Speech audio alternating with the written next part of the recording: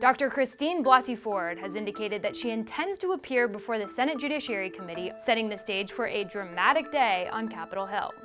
Ford's planned testimony will revolve around her allegation that Judge Brett Kavanaugh, President Trump's pick for the Supreme Court, sexually assaulted her in high school. The hearing is scheduled for Thursday, but Democrats have asked for a delay in light of new allegations that surfaced over the weekend.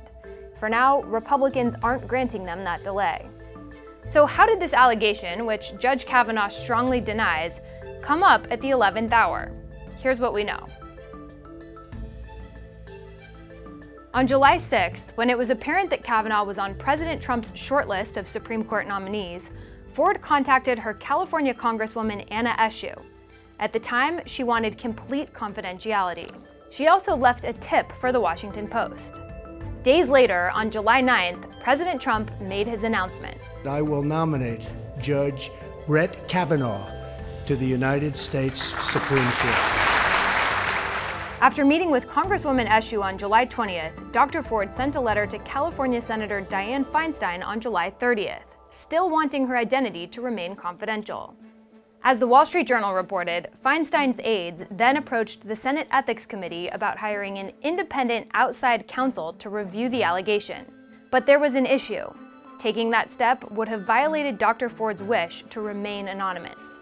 In August, as the Washington Post reported, Ford thought about going public, and she passed a polygraph test that was administered by a former FBI agent. But ultimately, the Post reported that she decided it wasn't worth upending her life, so she didn't come forward. Fast forward to September.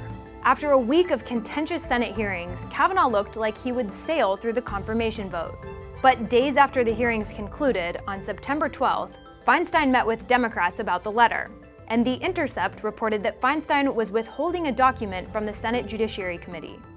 After the meeting, Feinstein forwarded the letter to the FBI. But then, without saying what the allegations were or who was behind them, she announced publicly that she had referred the matter to law enforcement, and that set off a media frenzy.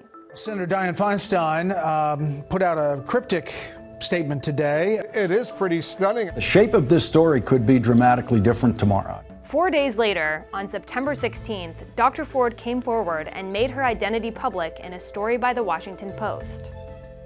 Since then, there's been all kinds of political fallout. After Republicans delayed their planned vote on Kavanaugh, a Senate Judiciary Committee hearing was set for Thursday. The idea would be to allow Dr. Ford to tell her story and to allow Kavanaugh to respond. But now a new allegation, a claim that Kavanaugh exposed himself to his classmate Deborah Ramirez in college, threatens to change the course of his confirmation vote again. Kavanaugh strongly denied the claim and says he will not withdraw his nomination.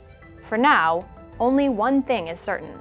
The new Supreme Court term will begin on October 1st, with or without Judge Kavanaugh on the bench.